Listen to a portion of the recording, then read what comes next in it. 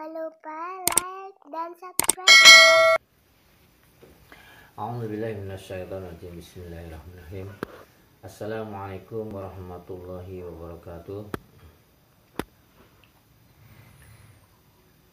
Alhamdulillahirabbil alamin. Nahmadu wa nusalli wa nusallimu ala rasulil karim. Amma ba'du. Qala Allah ta'ala fil Qur'anil karim. A'udzubillahi minasyaitonirrajim. Bismillahirrahmanirrahim.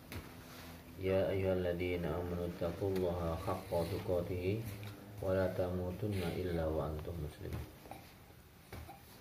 Sadaqallahul azim. Hari rahimakumullah. Bersyukur pada Allah Subhanahu wa taala atas rahmat dan kasih sayangnya sehingga kita bisa duduk bersama dalam satu majelis yang membicarakan keagungan Allah Subhanahu wa taala. Salawat dan salam senantiasa kita haturkan kepada Rasulullah sallallahu alaihi wasallam. Allahumma shalli ala Muhammad. Hari ini saya ingin menyampaikan bab tentang hakikat cinta. Hakikat cinta kepada Allah Subhanahu wa taala.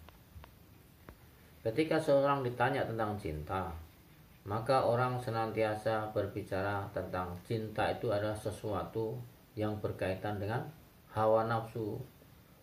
Cinta berkaitan dengan perasaan senang, sedih. Tetapi dalam hal ini apabila kita berbicara tentang cinta, hakikat cinta kepada Allah Subhanahu wa taala, maka berbeda dengan perasaan manusia dengan manusia lawan jenisnya. Cinta adalah satu bentuk pengorbanan, sesuatu yang dilakukan oleh seseorang dengan segala upaya untuk menyenangkan orang lain. Inilah bentuk daripada cinta. Ada orang cinta kepada Allah, ada cinta kepada orang tua, ada cinta kepada lawan jenisnya, ada cinta kepada tumbuh-tumbuhan, ada cinta kepada sesama manusia, ada cinta juga kepada alam sekitar.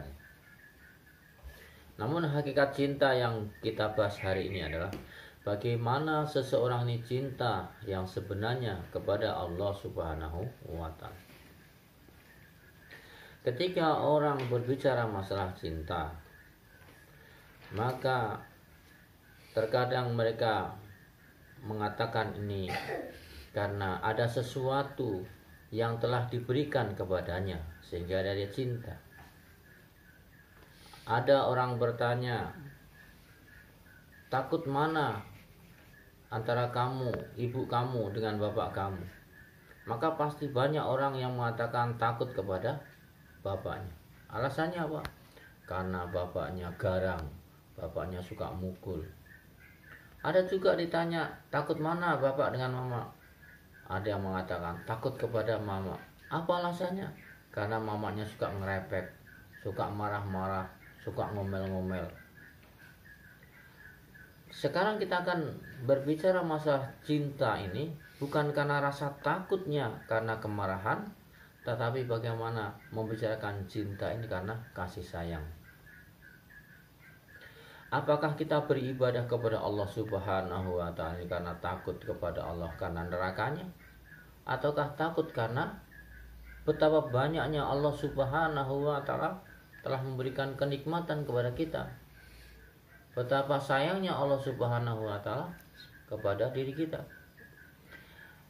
Kalaulah kita cinta karena takut kepada neraka, maka pertanda kesadaran kita masih jauh dibandingkan daripada takut kita kepada Allah karena sayangnya Allah kepada diri kita. Maka ketika kita sayang karena kita takut kepada Allah Subhanahu wa taala karena sayangnya Allah Subhanahu wa taala, maka logika kita, kesadaran kita, perasaan kita akan benar-benar terfokus kepada Allah Subhanahu wa taala. Bahwa Allah Subhanahu wa taala ini begitu sayangnya kepada diri kita.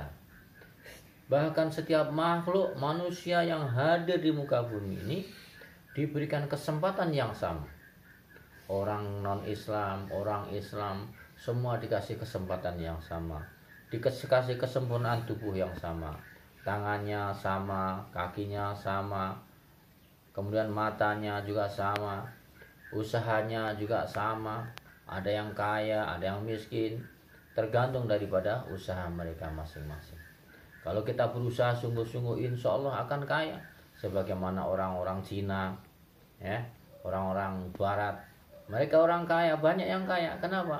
Karena Allah begitu sayangnya kepada hamba-hambanya. Bahkan tentang agama pun Allah Subhanahu wa Ta'ala berikan keluasan kepada hamba-hambanya. Kamu memilih Islam kah, mau Buddha kah, mau Hindu kah, terserah. Allah Subhanahu wa Ta'ala tidak langsung menyiksa orang yang tidak masuk Islam. Bahkan Allah Subhanahu wa Ta'ala memberikan kesempatan kepada ini hamba sampai mana? Sampai pada kematian menuju pada dirinya. Allah Subhanahu wa Ta'ala hanya memberikan aturan mainnya. Kalau kamu mau selamat hidup dunia dan akhirat, maka masuklah agama Islam. Tetapi kalau kamu hanya ingin mendapatkan kesenangan dunia, maka terserah kamu.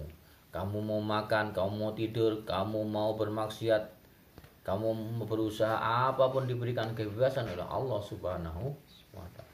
Tidak ada ceritanya Allah Subhanahu wa Ta'ala ini menghukum seseorang apabila dia tidak sholat tidak sholat duhur langsung kepalanya jendol satu, tidak sholat asar langsung kepalanya benjol dua. Dalam satu hari 5 waktu maka kepalanya ada jendol 5. Maka bagaimana keadaan ini? Begitu sayangnya Allah Subhanahu wa Ta'ala, sehingga orang yang tidak sholat dengan orang yang sholat pun sama. Mereka sama-sama tampan, mereka sama-sama mempunyai usaha yang sama. Allahu Akbar. Inilah sayangnya Allah Subhanahu wa Ta'ala.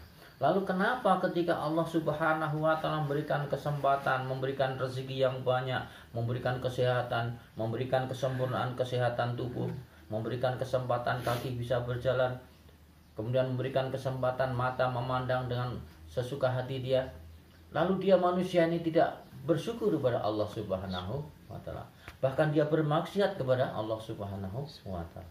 Masya Allah, disuruh sholat bahkan tidak sholat, padahal kaki siapa yang beri? Allah Subhanahu wa Ta'ala.